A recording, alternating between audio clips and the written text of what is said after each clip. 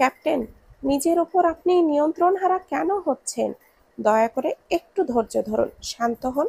এতটা উত্তেজিত হবেন না আপনি। আমার বউ ওইখানে চোখ বন্ধ করে পড়ে আছে, আর তুই আমাকে ধৈর্য ধরতে বলছিস, শান্ত হতে বলছিস?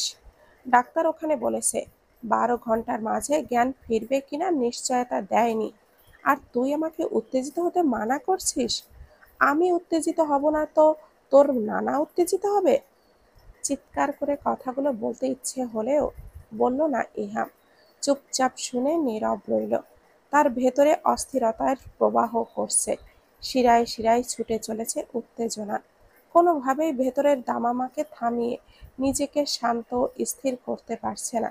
অস্থির ভঙ্গিতে ফোঁস করে দম নিল। ভেতর থেকে নিঃশ্বাসের সাথে কেবল আগুনের গোলা বের হচ্ছে। তীর তীর করে হাত চালান করলো পকেটে।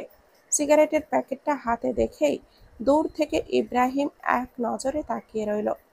কোথাও যেন দেখেছিল একসাথে কয়েকটা সিগারেট টানতে। ইহাম তাই করলো। প্যাকেট থেকে 2টা সিগারেট বের করে তা মুখে পুরে দিল। লাইটার দিয়ে আগুন জ্বালিয়ে টান দিল তাতে। ফু দিয়ে নিঃশ্বাস ছাড়ার সাথে সাথে একদলা ধোঁয়া কুণ্ডলী বের হয়ে এলো। নীরবে কোনো এক গভীর ভাবনায় তলিয়ে থেকেই ধোঁয়ার টানে ভেতর ভরাচ্ছে।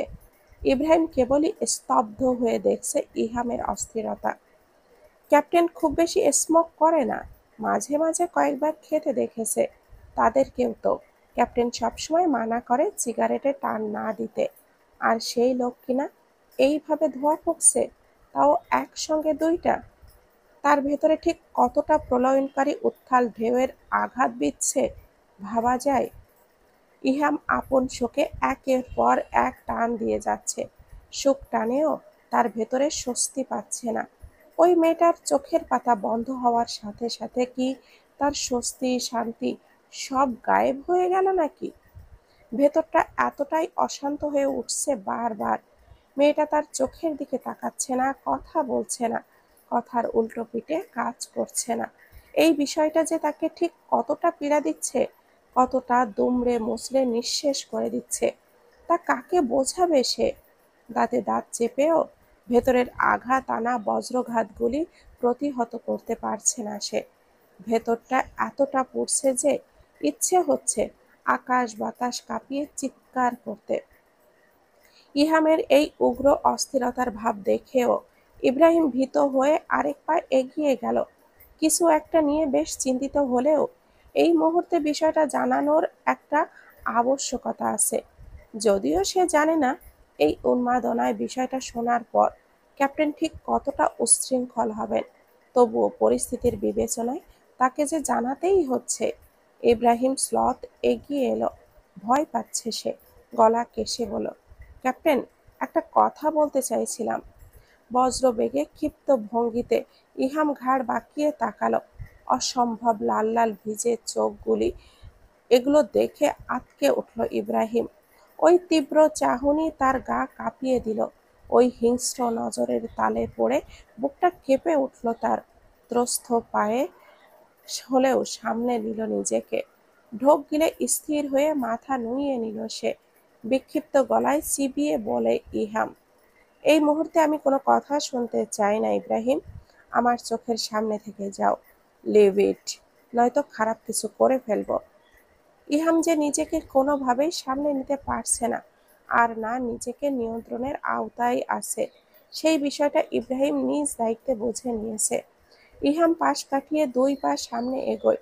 অন্তঃকরণের খরস্রোতা তাণ্ডবে দিশেহারা হচ্ছে।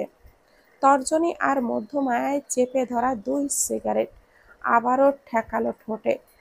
কে না বলে আগুন খেলে ভেতরের অশান্তি কমে? তার ভেতরের অশান্তি কেন কমছে না তাহলে? আরো বিরক্ত হলো সে। আগের তুলনায় আরো জোরে জোরে টান দিল তপ্ত ধোঁয়া। ইব্রাহিম হাঁসফাঁস করলো। মিশন এখনো কমপ্লিট হয়নি, বিষয়টা কি করে জানাবে সে? আর ক্যাপ্টেন এই মুহূর্তে যে মানসিকভাবে বিধ্বস্ত, সেই অবস্থায় ব্যাপারটা নিবেও বা কি করে? কিন্তু এই মুহূর্তে যদি না জানানো হয় তবে আরো অনেক বড় ক্ষতি হবে। ক্যাপ্টেন নিশ্চয়ই কিছু আদেশ দিবেন হয়তো। তাই ইহামের বারণ করা সত্ত্বেও সে ওখানেই দাঁড়িয়ে, একবার আর পিছনে ফিরে তাউসকে দেখে নিল। হাদারাম ভীতুটা ওইখানে দাঁড়িয়ে মুচকি হাসছে, নিশ্চয় তার এই অবস্থায় মজা নিচ্ছে। নিজে তো আসলোই না, উল্টো তাকে নিয়ে বিদ্রূপ করে। খারুশের বাচ্চাটা। ইব্রাহিম মনে মনে তিক্ত কিছু গালি দিয়ে আবারও তাকায় ইহামের দিকে। খুব সাহস নিয়েই ক্ষীণ গলায় বলে ওঠে, ক্যাপ্টেন, আজহার পাটোয়ারি পালিয়েছে, ফেনীর ফোর্স তাকে ধরতে পারেনি। এতটুকু বলেই চুপ করে ইব্রাহিম, মাথা নুয়ে আর চোখে তাকায় ইহামের প্রতিক্রিয়া দেখতে। মানুষটা স্তব্ধ হয়ে গিয়েছে, নড়াচড়া বাদে বিমূঢ় হয়ে দাঁড়িয়ে আছে। মুখের ভঙ্গিমা দেখার সুযোগ নেই, কেবল পিঠ পিছন দেখা যাচ্ছে। ইহামের এই নিস্তব্ধতা দেখে চোখ সরু হয়ে আসে ইব্রাহিমের। মনে লঘু শঙ্কা উদয় হলো। ডিপার্টমেন্ট এই লোকের শীতল নিস্তব্ধতা নিয়ে বেশ নাম ডাক আছে। ক্যাপ্টেনের এই শিরশির করা শীতল নিস্তব্ধতা যেন ভয়ঙ্কর কিছুর পূর্বাভাস। ইব্রাহিম চোখের পলক ফেলার আগেই দেখতে পেল ইহাম ক্ষিপ্রে নিজের হাতের জ্বলন্ত সিগারেটগুলি কোথাও ছুঁড়ে ফেলল। সেই হাতটাই ক্ষিপ্ততায় মুচড়ে ধরল ক্রোধে। তারপর কিছু সময় ওইভাবেই স্থির হয়ে দাঁড়িয়ে রইল। ইব্রাহিমের কথার পৃষ্ঠে কোনো জবাব না দিয়ে উল্টো আবার হসপিটালের ভেতরে প্রবেশে উদ্যত হলো মানুষটা। ইহাম চলে যেতেই হনহন করে এলো তাউস। এবার হাসি মুখে নয়, বরং শঙ্কিত চেহারায় জিজ্ঞাসা করলো, ক্যাপ্টেন কিছু বলল? এই নীরব দেখালো কেন? এর মানে কি? ইব্রাহিম দাঁতে দাঁত কাটে। একটু আগেই তাউসের হাসি মুখটা মনে হতেই রাগ বাড়ল তার। চোয়াল শক্ত করেই তাউসের পাছায় ল্যাং মারল। কিটকিট করে জবাব দিল, তোর বাল। হন্তদন্ত করে মহিন সাহেব ও ফাতেমা বেগম এগিয়ে এলেন করিডোর পেরিয়ে। কাল রাতেই ছেলেকে নিয়ে চিন্তিত উদ্বিগ্ন হয়ে গিয়েছেন এক হাসপাতালে। আজ আবার মেয়ের আশঙ্কাজনক অবস্থায় দিশেহারা বাপ মা দগ্ধ বক্ষ নিয়ে ছুটে এলেন আরেক হাসপাতালের দ্বারে। তাদের পেছনে বড় বড় কদম ফেলে এগিয়ে এলো তুহিনও। ডক্টর বলেছিলেন আজ হসপিটালে থাকতে, কিন্তু একমাত্র আদরের বোনের এই সংকটাপন্ন অবস্থায় কোনো কিছুই তাকে থামিয়ে রাখতে পারেনি। হাসপাতালে এসে বেশ কয়েকদিন পর চাপা যন্ত্রণাকে সম্মুখে দেখে দ্বিগুণ বিষে ছেয়ে গেল অন্তঃকরণ। হৃদয়ের সূক্ষ্ম ব্যথাটা তরতাজা হয়ে ফেঁপে উঠছে। ভারী বুকের পীড়াটা গলায় তার কাটার মতো করে লাগছে। কিছু পল বিমূঢ় হয়ে তাকিয়ে রইল তুহিন। কোনো রকম পাগলামি করল না, নিস্তেজ এক টুকরো ম্লান হাসি দিয়ে দৃষ্টি ফিরিয়ে নিল সে। ফাতেমা বেগম পাগলের মতো দিশেহারা হয়ে প্রথমে গেলেন শিরিন বেগমের কাছে। এদিকে ওদিকে করে আগে খুঁজলেন ইহামকে। হয়তো মেয়ের খোঁজের জন্যই একমাত্র ভরসার জায়গা সে। ইহামকে দেখতে না পেয়ে তিনি অস্থির হয়ে প্রশ্ন করলেন শিরিন বেগমকে, বেয়ান, আমার মায়েরা, আমার আদরের মায়েরা কোথায় বেয়ান? মায়ের মনের উদ্বিগ্ন আর ভয় বুঝলেন শিরিন বেগম। ওনার অবস্থা নাজেহাল দেখে তিনি শান্ত করার চেষ্টা করলেন। মাথায় শরীরে হাত বুলিয়ে দিয়ে বললেন, শান্ত হন বেয়ান, একটু শান্ত হন। মায়েরা ভালো হয়ে যাবে আল্লাহর রহমতে। আপনি দিশেহারা হবেন না। একটু শান্ত হন, এক্ষুনি ওকে কেবিনে দিবে। আপনি একটু শান্ত হন। মায়ের সরল মমতার মন কোনো সান্ত্বনা না শুনে বিলাপ করতে লাগে। ওনার কান্নার বেগ দেখে শিরিন বেগম ভীতু গলায় বললেন, বেয়ান, দয়া করে আপনি উত্তেজিত হবেন না, একটু শান্ত হন। দেখুন, আমার ছেলেটা একদম পাগল হয়ে গিয়েছে মায়েরার জন্য, পুরো উন্মাদের মতো করছে। এখন আমরাও যদি ওর সামনে ভেঙে পড়ি তখন সমস্যা আরও বাড়বে। মায়েরা আম্মার কিচ্ছু হবে না, আল্লাহকে ডাকুন শুধু।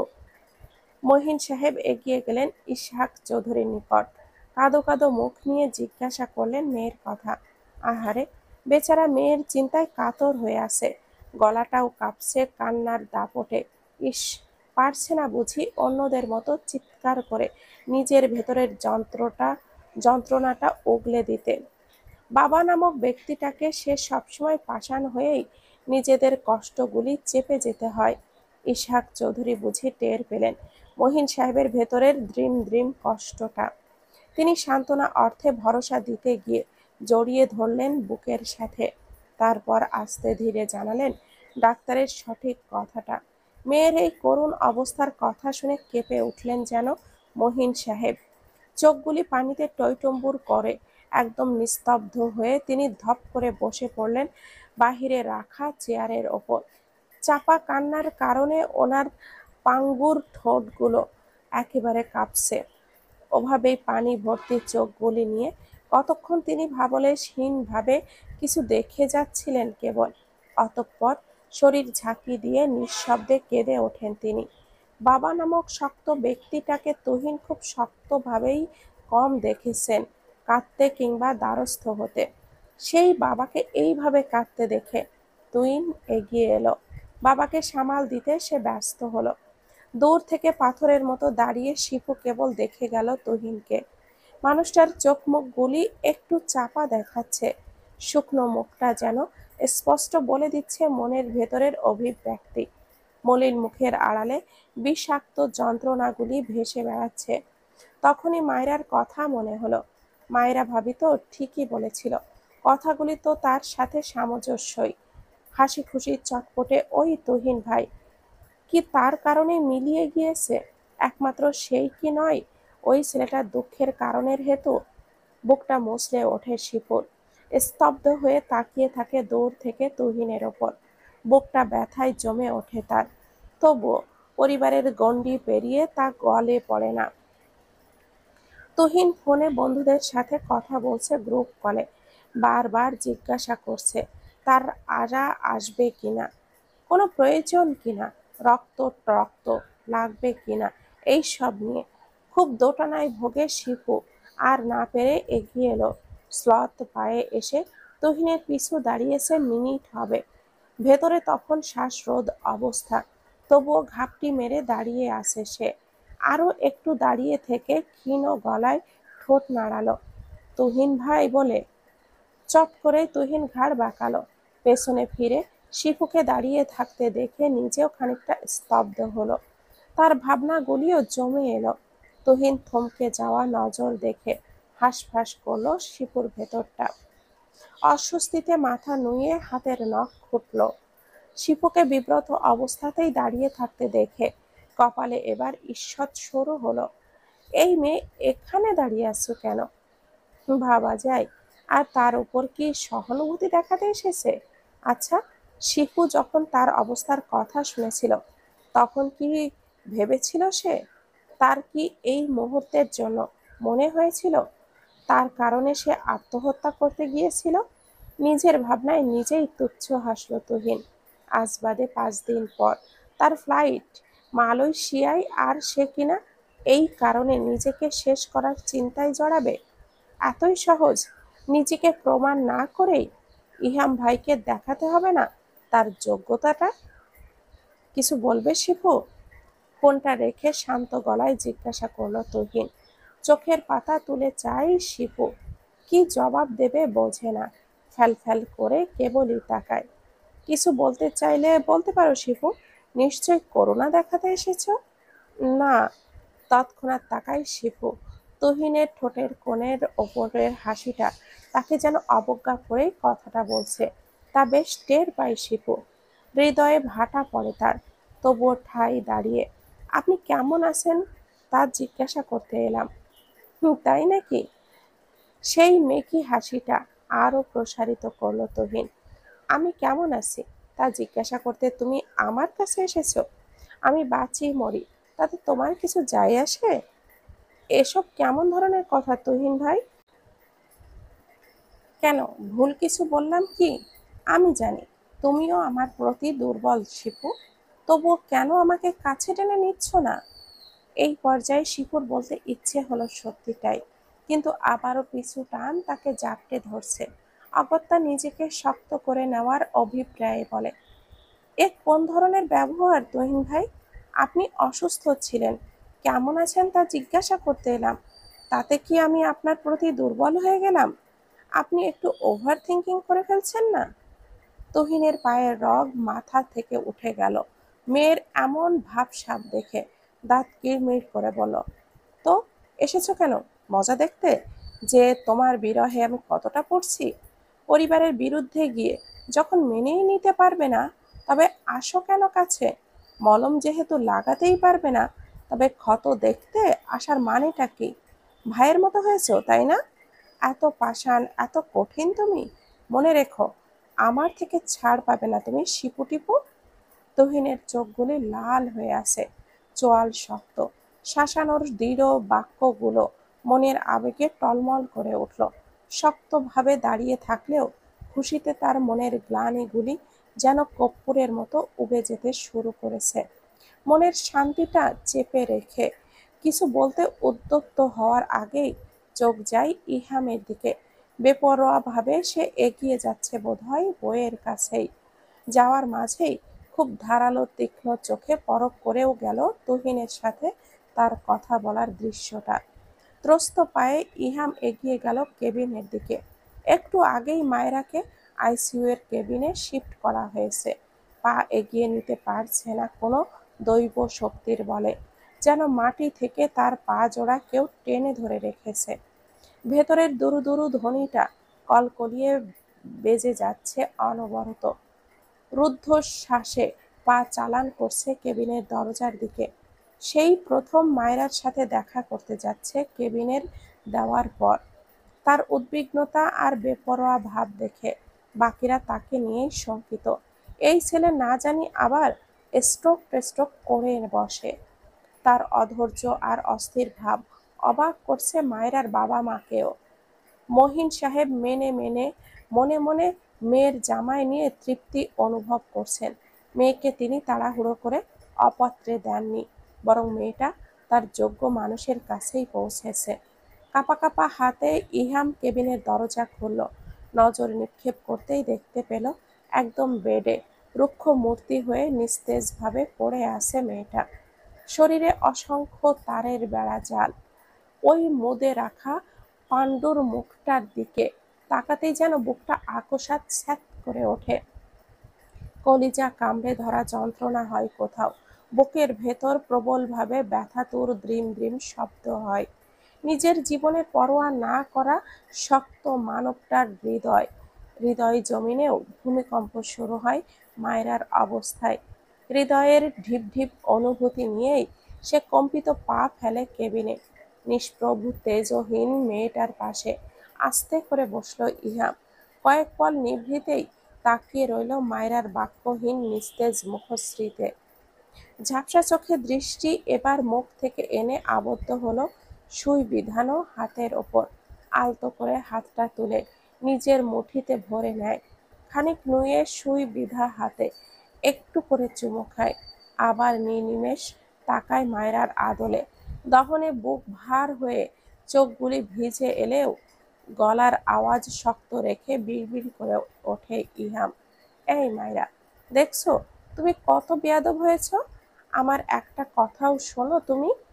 আমি যাই বলতে যাই সেই কথার পিছু ঘুরতেই হয় কেন তোমার? এই যে কি সুন্দর আমার কথার অবাধ্য করে শুয়ে আছো। আমি যে তোমাকে উঠতে বলছি, সেই কথা তুমি শুনতে পাচ্ছ না? অবুঝের মতো ইহাম তাকিয়ে থাকে মায়রার দিকে, যেন মায়রা এক্ষুনি উঠে তার কথার জবাব দিবে। কিন্তু হায়, মেয়েটা ওঠে না। চোখ মুদে রাখা আপন চেতনায় কিছুক্ষণ ওইভাবেই নীরব তাকিয়ে থেকে ইহাম মেজাজ হারায়, দাঁতে দাঁত কাটে। একটা বেয়াদব মেয়ে তুমি, অত্যন্ত লেভেলের বেয়াদব। ইচ্ছে হচ্ছে তোমার গালে ঠাটিয়ে একটা চড় বসিয়ে দেই। আমার কথা কানে ঢুকছে না? শুনতে পাচ্ছ তুমি? তোমাকে উঠতে বলছি আমি। কথা বলো আমার সাথে। তাকাও এইদিকে। তুমি কেন দেখতে পাচ্ছ না আমার ছটফটানি? আমার ভেতরের বুদবুদ লাভা চোখে পড়ছে না কেন তোমার? তাকাচ্ছ না কেন? দেখতে পাচ্ছ না কেন আমি তোমার কারণে কতটা উদ্গ্রীব হয়ে উঠেছি? নিজেকে উন্মাদ লাগছে তোমার বাঁকহারা ঠোঁট আর নিস্তেজ চোখ দেখে। প্লিজ জান, আমার ওঠো, তাকাও আমার দিকে। ঝাপসা চোখের পাতা গড়িয়ে এক ফোঁটা পানি গড়িয়ে পড়ে। ঠোঁটগুলি তিরতির করে কাঁপে। অবোধের মতো করে তাকিয়ে থাকে, কাতর গলায় বলে ওঠে, তুমি তো দেখি মায়েরা খুব পাষাণ হয়ে গিয়েছো। আমার থেকেও বেশি শক্ত হয়ে গিয়েছো বুঝি? আমার এত যাতনাও কি তোমার হৃদয় স্পর্শ করতে অক্ষম হচ্ছে? প্লিজ জান, বেয়াদবি করলেও আমার চোখে তাকিয়ে মুখে মুখে কথা বলে বেয়াদবি করো। তোমার শতগুণ বেয়াদবি আমি মাফ করে দিব, আমার মিসেস পিচ্চি চৌধুরী। তারপরেও ওঠো, তোমার এই ধরনের বেয়াদবি আমার অন্তর নিতে পারছে না রে জান। এক পেশে ইহাম বলা কথাগুলো বলে যায় কেবল, অপর পাশে অজ্ঞান হয়ে বেডে লেগে থাকা ছোট্ট শরীরের মেয়েটা জবাব দেয় না। তার কথার পিঠে রাগ করে বিরক্ত গলায় বলে ওঠে না, আপনি একটা কঠিন পাষাণ মানব। হৃদয়টা ব্যথায় আহাকার করে ওঠে, অন্তরটা উহু করে ওঠে, তীব্র যন্ত্রণায় উপস্থিতি জানান দেয়। মায়রার দিকে তাকিয়ে থাকতেই চোয়াল শক্ত হয়ে আসে ইহামের, ললাটে লঘু ভাঁজ পড়ে, দৃষ্টি হয়ে ওঠে শানিত তরোয়ালের ন্যায়, যেন নৃশংস কোনো কিছু তাকে হাতছানি দিয়ে ডেকে যাচ্ছে। হৃদয়ে জ্বলে ওঠে দাউ দাউ করা স্পৃহা, অদ্ভুত ভরাট কণ্ঠে আবারও হিস হিস করে জানান দেয়, যত যা বেয়াদবি করার এক্ষুনি করে নাও, আমি ফিরে এসেও যেন না দেখি তোমার এই বেয়াদবি। আমি আসতে আসতে তুমি যেন দিব্যি আমার দিকে তাকিয়ে কথা বলতে পারো, শুধু এতটুকুই চাই। তারপর একদম মায়রার দিকে ঝুঁকে বসলো সে, আরেকটু ফিসফিস করে বলে উঠল, তোমার ওই লালিত ঠোঁট যেন আমায় নিয়ে কিছু কথা আওড়ায়, এই মনোজ্ঞ মোহিত চোখ জোড়ার শীতল চাহনি যেন আমায় আবদ্ধ করে। আমায় আর উন্মাদ করার পরিকল্পনা চালিও না জান। মুখটা বাড়িয়ে দিয়ে মায়ের ললাট স্থলে শব্দ করে চুম্বন বসিয়ে দেয়, সেই সাথে মেয়েটার শুষ্ক ঠোঁট জোড়াতেও খুব যত্ন করে আলতোভাবে চুমু খায়। মেদিনীর বুকে সন্ধ্যা নামবে নামবে ভাব, এখনো বোধহয় 6টা বাজেনি। ইহাম ঠান্ডা স্বভাবে দাঁড়িয়ে আছে ইব্রাহিমের সামনে, কোনো চঞ্চলতা কিংবা অস্থিরতা নেই, আগাগোড়া সবটাই শীতল নীরবতায় ডুবে আছে। তার এই হিংস্র নীরবতায় যেন নৃশংস কোনো কিছুর পূর্বাভাস ছড়িয়ে দেয়। ইব্রাহিম সূক্ষ্ম নজরে দেখে ইহামের ধ্বংসাত্মক স্তব্ধতা। সে এত গভীরে চিন্তা করেও ক্যাপ্টেনের মনের কোনো ঠাওর করতে পারছে না। শুনশান নীরবতাকে পা পিষে হঠাৎ থমথমে কণ্ঠে ইহাম বলে ওঠে, তোমার উপর আমার পরিবারের দায়িত্ব দিলাম কয়েক ঘন্টার জন্য, বিশেষ করে আমার বউটার যেন কোনো রকম বিপদ না ছয় এইখানেও। Got it? ইহামের ইঙ্গিতপূর্ণ কথা চট করেই ইব্রাহিম বুঝে গেল, উদ্গ্রীব হলো তার ভেতরও। খুব ভালোভাবে অনুধাবন করে নিল ক্যাপ্টেন যে কোনো ভয়ঙ্কর কাজে উদ্যত হয়েছে। চিন্তিত ইব্রাহিম শঙ্কিত কণ্ঠে জবাব দেয়, ক্যাপ্টেন, আমিও যাব, আমাকেও নিয়ে যান। বোকার মতো কথা বলো না ইব্রাহিম, আই উইল হ্যান্ডেল ইট। তোমাকে সবচেয়ে বেশি প্রয়োজন এখানে, এখানে কোনো রকম অঘটন ঘটুক সেটা চাইছি না। তুমি শুধু সিও করো আর আপডেট জানিও আমাকে। মিশন কমপ্লিট হয়নি, দেরি হতে পারে। আশপাশটাই শকুনির নজর বুলিয়ে ইহাম পা বাড়িয়ে দিতেই অদ্ভুত কম্পন গলায় ইব্রাহিম ডেকে উঠল, ক্যাপ্টেন প্লিজ, আপনি একা যাবেন না, এদিকটা আমি পুরো সিকিউরিটির ব্যবস্থা করছি, তবুও আমায় নিয়ে যান। ওখানে আপনি একা? ইব্রাহিম মাঝ কথাতেই থামিয়ে দিল তাকে ইহাম। কথাতে কাঁধে হাত রেখে সরল চোখে তাকালো ইব্রাহিমের চোখের দিকে, শান্ত কণ্ঠে জানালো, আমার টিমের সবচেয়ে দুঃসাহসী শোল্ডার তুমি। আমার সহকারী হওয়ার সাথে সাথে খুব আপনজনও। তোমার উপর আমার সবটা ফ্যামিলির দায়িত্ব দিয়ে গেলাম, একটুও যেন হেলাফেলা না হয় ইব্রাহিম ভাই আমার। ক্যাপ্টেনের এই করাল খরস্রোতা প্রবাহের মাঝেও শীতল কণ্ঠের আবেগী স্পর্শ ইব্রাহিমের ভেতরে শিরশির করে দিল। করুণ চোখে কেবল তাকিয়ে রইল ইহামের দিকে। ক্যাপ্টেন আবারও আশপাশটা জহুরির নজর নিক্ষেপ করে এগিয়ে গেল নিঃশব্দে। তার যাওয়ার পানে কেবল ইব্রাহিম ফ্যালফ্যাল করে তাকিয়ে আছে, ভেতরটা তার অনুভব করছে কেন যেন আজ খুব বেশি ভয় হচ্ছে ওই মানুষটার জন্যে। তুহিন সেই কখন থেকে হালকা কিছু খাওয়ানোর চেষ্টা করছে নিজের বাবা মার সাথে ইহামের বাবা মাকেও, কিন্তু কেউ কোনো কিছুই মুখে তোলার মতো পরিস্থিতিতে নেই। সবার মুখের ভার থমথমে। একটু আগে মায়রাকে কেবিনে দেওয়া হয়েছে। চিকন গড়নের মেয়েটা নিস্তেজ হয়ে পড়ে আছে বিছানায়, শরীরে হাবিজাবি তার পেঁচানো। মেয়ের এই অবস্থা দেখে মায়রার বাবা মার সাথে ইসহাক চৌধুরী ও শিরিন বেগমও কেমন যেন চুপসে আছে। মিষ্টি হাসি মাখা মেয়েটার এই করুণ হাল কিছুতেই মন বরদাস্ত করতে উদ্যত নয়। ইস, মেয়েটার মুখটা পাণ্ডুর মতো হয়ে আছে, যেন যন্ত্রণায় নীল হয়ে গিয়েছে। বিষাদ অম্বরের টুকরোগুলো বুঝি নেতিয়ে রয়েছে বিছানায়। উপস্থিত সবগুলি মানুষের হৃদয় কাঁপছে, তাদের মনের সবটুকু চাওয়া ওই মেয়েটার চোখ খুলুক, সব ঠিক হোক, ইহাম স্বস্তি পাক। আন্টি প্লিজ, আপনি অন্তত কিছু একটা মুখে নিন, আম্মুকেও একটু খাওয়ানোর চেষ্টা করুন। আপনারা এরকম করলে পরে তো হসপিটালের একটা বেডের পরিবর্তে কয়েকটা বেডের দরকার হবে। তুহিনের কথায় ধীরভাবে ঘাড় বাঁকিয়ে তাকালেন শিরিন বেগম। শান্ত দৃষ্টি মেলে দেখলেন তুহিনের পাংশুটে মুখটা। একে তো নিজে অসুস্থ, তার উপরে আদরের বোনের অবস্থায় ছেলেটা যতটা শক্ত দেখাচ্ছে ততটা যেন কুলিয়ে উঠতে পারছে না। ঠিক আদলের কোথাও না কোথাও ব্যথার আনাগোনা স্পষ্ট। বড্ড মায়া হলো শিরিন বেগমের। তিনি ফোঁস করে দম ছাড়লেন। সত্যি বলতে ছেলের বউয়ের চিন্তায় ওনার খিদেও পাচ্ছে না তেমন। পাশেই বসে আছেন ইসহাক চৌধুরী, ওনার মুখের গম্ভীর চিন্তার ছাপ। নির্মল চাহনিতে শিরিন বেগম তাকিয়ে আছেন স্বামীর দিকে। কিছু বলবেন তার আগে তুহিন জোর দিয়ে বলল, আঙ্কেল, আপনি তো অন্তত আমাকে একটু সাহায্য করুন। আপনারা সবাই যদি এই রকম করেন তো সবাইকে সামলানো আমার একার পক্ষে সম্ভব? আপনি একটু আব্বুর মুখে খাবার দিন, সকাল থেকে কিচ্ছু খায়নি।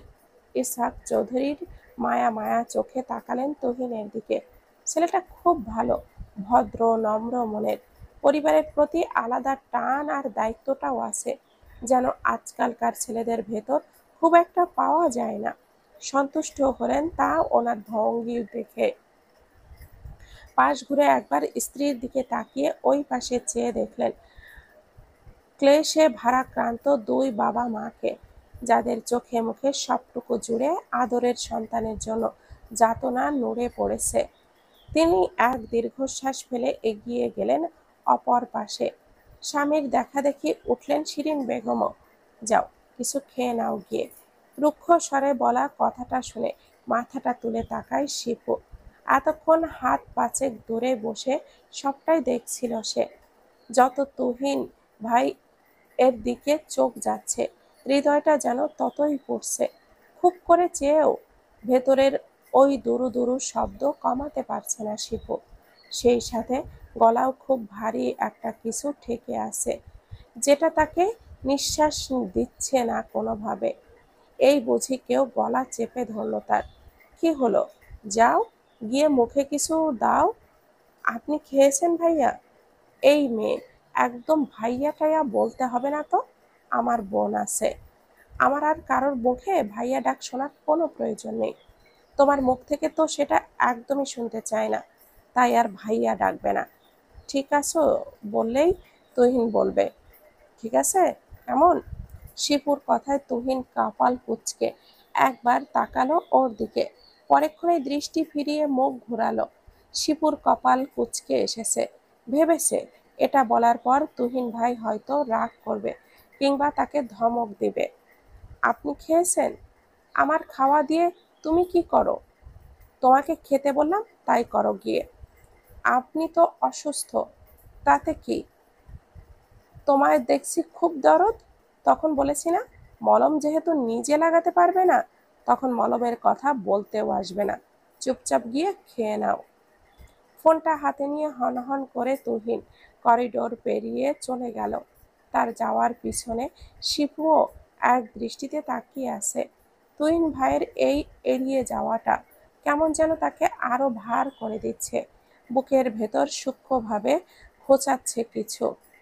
নিস্তব্ধ নিঝুম রাত ধীরে ধীরে দীর্ঘসূত্রিতা টানছে। আশেপাশের সবকিছু শুনশান নীরব। নির্জন রাস্তার আশেপাশে কোনো মানুষ কোলাহল কিছুই নেই। কেবল ফাঁকা রাস্তার দুই ধার দিয়ে আসা অদ্ভুত পোকাদের শব্দে পরিবেশটা গমগম করে তুলছে। রাত তখন 10টা বাজে। ইহাম তীক্ষ্ণ নজরে তাকিয়ে আছে বাংলোটার দিকে। আশেপাশে হাত বিশেকের মাঝে কোনো বাসা বাড়ি নেই।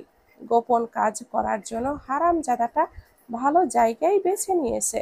শুধু শুধু তো আর গোপনে সে অন্যকে দিয়ে খোঁজ নেয়নি। সাধে কি আর ঝামেলা পুহিয়ে নিজের মিশন অন্যকে দিয়ে এক্সচেঞ্জ করায়? এইখানে এসেছেই তো হাসিবুল্লাহ থেকে ওই বেয়াদব মেয়েটাকে সেভ রাখবে বলে।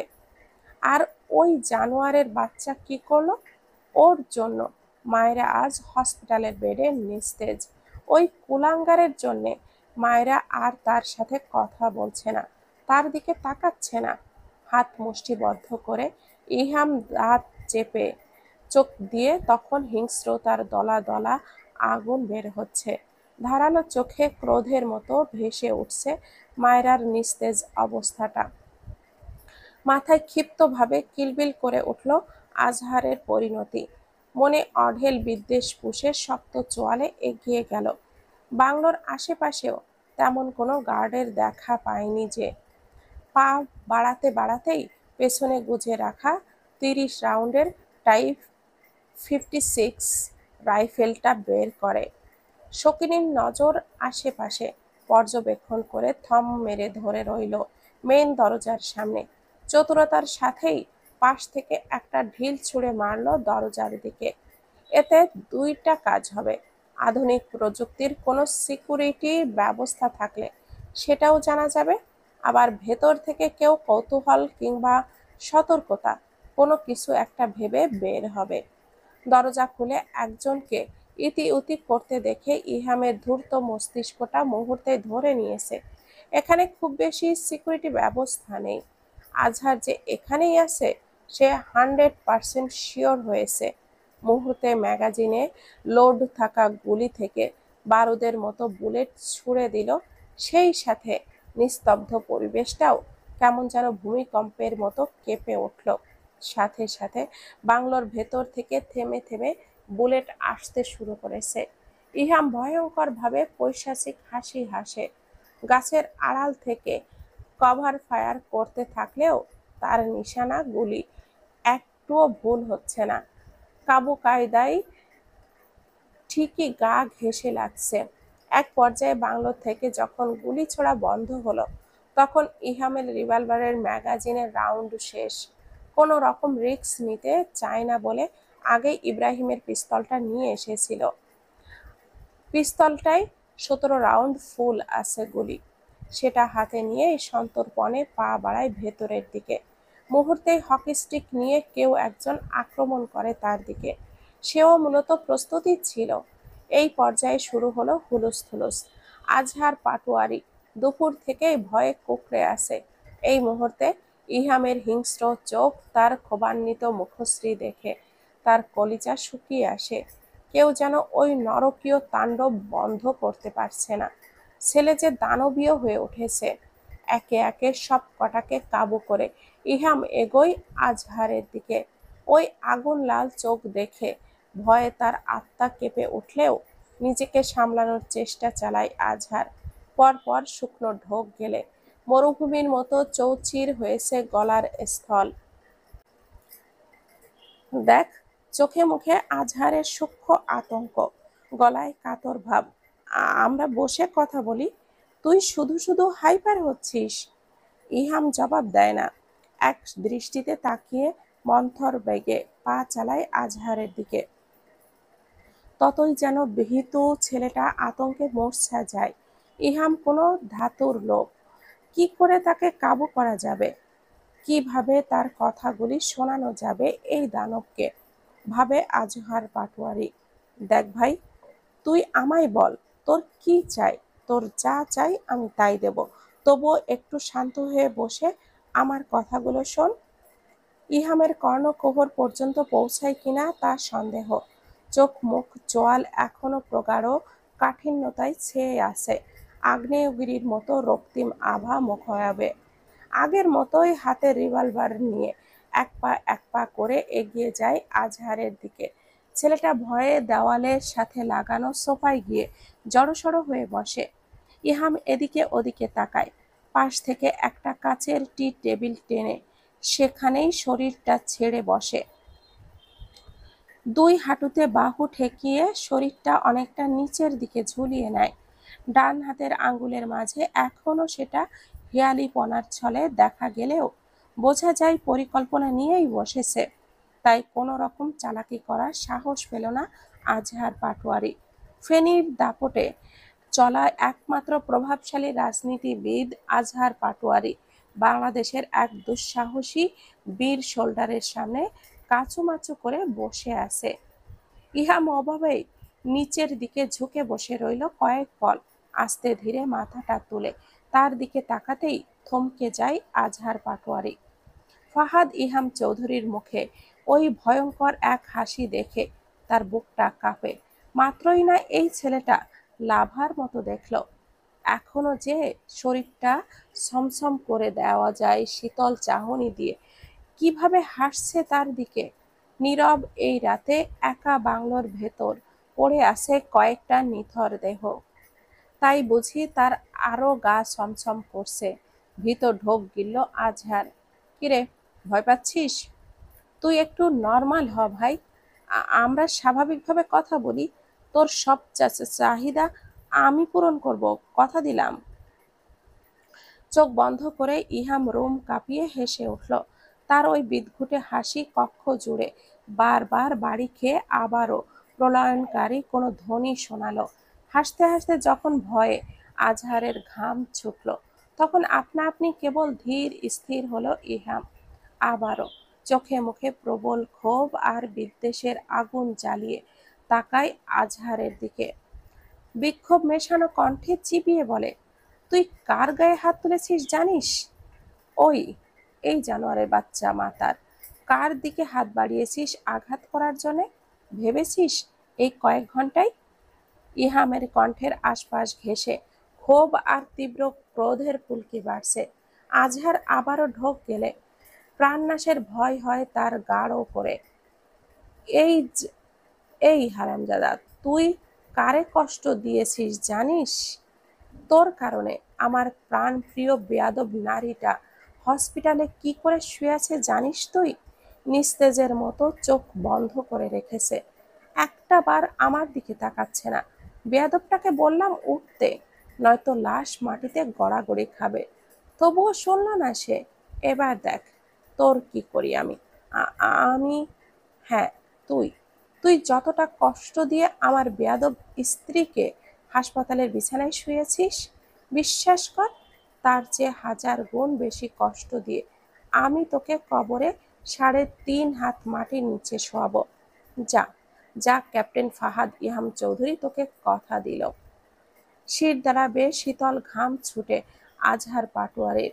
হাত পা কাঁপে অনবরত। ভয়ার্ত কম্পিত চোখ চেয়ে দেখে ভয়ঙ্কর পুরুষটাকে। কখনো চোখে দেখা দিচ্ছে তীব্র অনন্ত, কখনো হিম শীতল স্থির চাহনি। কলিজা থরথর করছে তার। কিছু বুঝে ওঠার আগেই ওই হিংস্র মানুষটা কেমন বাঘের শক্ত থাবার মতো চেপে ধরেছে তার পাঞ্জাবির কলার। চোখের পলক ফেলার আগেই মুখে একের পর এক দাবাং ঘুষি দিতে শুরু করেছে ইহাম। সিংহের মতো গর্জন ছেড়ে কেবল আজহারের মুখে দিচ্ছে এলোপাতাড়ি ঘুষ্টঘাত। তুই বলেছিলে না তোকে ইনকাউন্টারের ঘোষণা করতে, তাও মিথ্যা। এবার দেখ তোর কপালে ঘুরে ঘুরে এখানেই জম এসে হাজির হয়েছে। টানা 20 থেকে 25টা মুষ্ঠাঘাতে নাজেহাল আজহার পাটোয়ারি ঠোঁট থেতলে গিয়েছে, নাক মুখ গিয়ে গল গল করে রক্ত বের হচ্ছে। এতটুকুতেই ইহাম যেন আজ ক্লান্ত হয়েছে, যেন ভেতর থেকে কোনো শক্তিধর তার সকল শক্তি চুষে নিচ্ছে। আজহারের কলার চেপে রেখেই ইহাম লম্বা লম্বা শ্বাস টানে। বুকের ছাতিতে অক্সিজেনের অভাব হচ্ছে। বারবার মায়রার অসহায় মুখের করুণ ভাবটা ভেসে উঠছে। এই বেয়াদব মেয়েটা তাকে আর এই জন্মে শান্তি দিবে না।